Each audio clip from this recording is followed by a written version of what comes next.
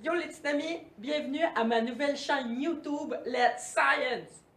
Pour mon premier vidéo, j'ai décidé de commencer en grand avec un compteur binaire en transistor que je viens de terminer. Let's do this! Blam! Ça c'est mon compteur binaire en action. Là, vous devez vous demander à quoi que ça sert cette patente-là. Ben ça compte de 1 à 8 en binaire, puis après ça recommence jusqu'à l'infini.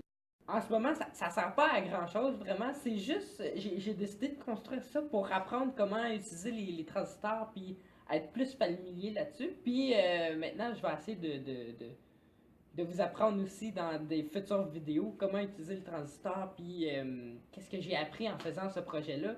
Aujourd'hui, par exemple, c'est juste un court vidéo. Je vais juste vous montrer comment.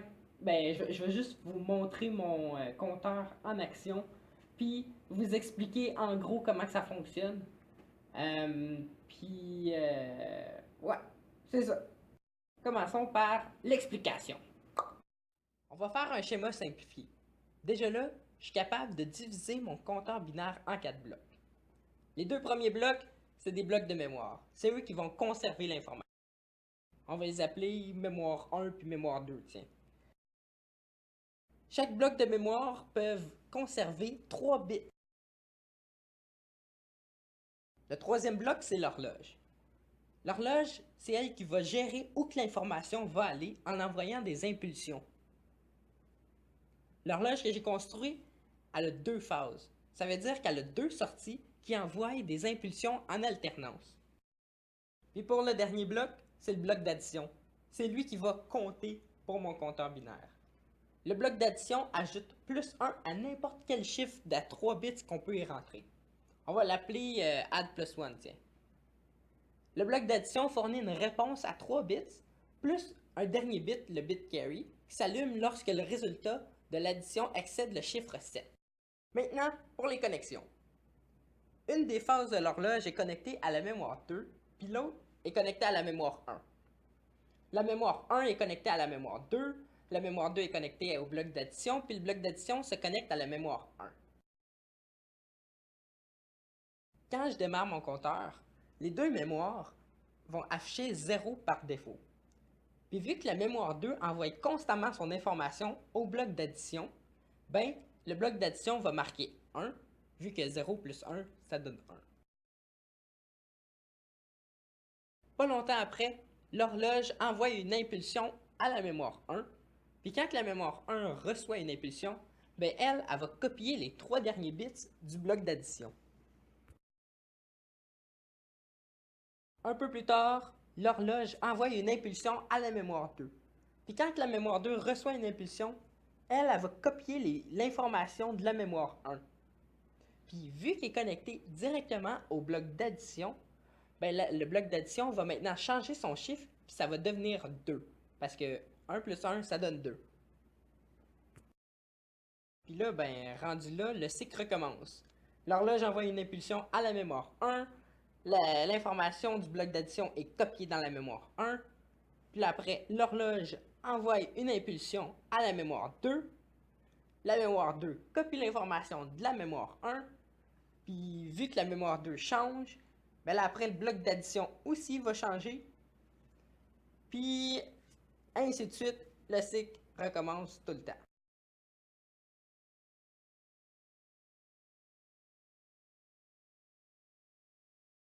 Bon, là, qu'est-ce qui arrive quand que le bloc d'addition marque 7?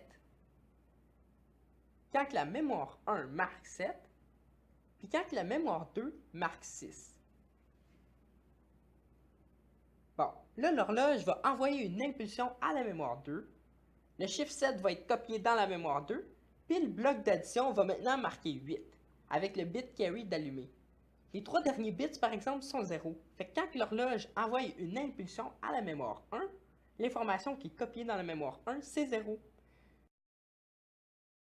Puis même chose pour la mémoire 2. Puis là, à la fin, ben, le bloc d'addition va marquer 1. Fait que l'horloge recommence à compter à partir de 1. Puis ça continue même jusqu'à l'infini. Fait que, comme qu'on peut voir, Les 4 LED ici, la jaune, la bleue, la rouge, puis la blanche, c'est les LED qui représentent la sortie de mon compteur binaire. La LED jaune, juste ici, c'est le premier chiffre, la bleue, c'est le deuxième, la rouge, le troisième, puis la blanche qui est juste ici, c'est le quatrième. Juste en haut ici, ces 3 LED-là, c'est de la mémoire. C'est la mémoire 1. Puis les 3 LED en bas, c'est la mémoire 2. Là, par exemple, OK, quand vous regardez ça, il faut juste que vous flippez un peu ça dans votre tête parce que la mémoire est inversée. Fait que quand la lumière est fermée, ça veut dire que la mémoire enregistre un 1. Puis quand la lumière est ouverte, la mémoire enregistre un 0. Fait que c'est vraiment bizarre, là, mais je pouvais pas le brancher dans l'autre sens. En tout cas, je vais vous expliquer pourquoi dans un futur vidéo. Puis ces 2 LED-là qui flashent, c'est mon horloge qui envoie des impulsions des 2 côtés. Puis là, il y a des transistors sur les côtés qui modifient un peu le signal pour que mon horloge soit capable de mieux lire les signaux. Fait que dans le fond, vraiment, on peut le voir en action juste ici, là.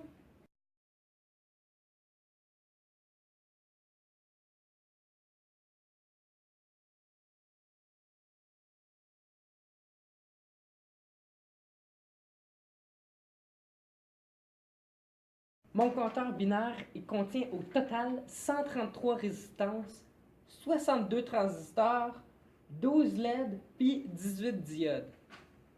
Puis ça m'a pris genre full de temps à le faire. Tout a été designé par moi. J'ai tout designé le circuit.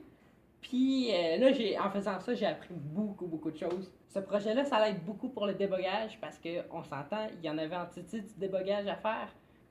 Puis honnêtement, je vous recommande d'en construire une bidule de même si ça vous intéresse de comprendre comment que ça fonctionne, les ordinateurs, les processeurs, puis les portes logiques, puis les transistors, tu sais. Bon ben, c'est tout ce que je voulais parler au sujet de mon compteur binaire. Il va y avoir d'autres futures vidéos pour montrer comment que ça fonctionne plus en détail, puis sur les transistors comme j'ai expliqué tantôt. Mais là, je voulais prendre le temps qui reste pour vous parler de ma nouvelle chaîne YouTube que je viens de commencer. Elle s'appelle Let's Science. Puis, dans le fond, ma chaîne YouTube va vraiment avoir plein de projets qui vont toucher pas mal tous les domaines de la physique. Fait que là, en ce moment, c'est sûr, je suis en train de toucher vraiment l'électronique puis la logistique. Mais il va aussi avoir de la programmation, il va avoir de la physique mécanique, c'est certain. Je vais probablement participer à Science on tourne. Il y a aussi une imprimante 3D que je suis en train de travailler dessus. Il va aussi avoir beaucoup d'art. Des fois, je vais faire des courts-métrages sur un ordinateur ou en dessin. Il va aussi avoir beaucoup de maths. À chaque fois que je trouve un problème mathématique qui m'intéresse, je pense que je vais essayer de faire une vidéo là-dessus. Puis, je vais essayer d'expliquer la solution puis tout. On va voir comment que ça fonctionne. Là, je vais essayer d'expliquer certains phénomènes physiques aussi. Peut-être que je vais commencer aussi à toucher un peu la physique quantique, surtout l'expérience des doubles fentes. J'ai peut-être une couple d'expérience à faire avec ça. En tout cas, vous comprenez, il va y avoir pas mal d'affaires ici. En ce moment, je suis à l'Apocatière, au cégep de l'Apocatière, en technique, en génie physique, puis j'ai accès à plein de matériel super cool. Il y a du monde vraiment super cool ici, des élèves vraiment le fun. Vous allez sûrement en voir qui sont en technologie de génie physique avec moi sur cette chaîne-là aussi, qui vont m'aider à faire des projets. J'espère que vous allez aimer cette chaîne YouTube-là. J'espère que vous allez continuer à regarder mes futures vidéos. Là. Laissez des commentaires en bas pour que je sache comment que j'étais. Si vous avez aimé la vidéo, ben laissez un like. À plus!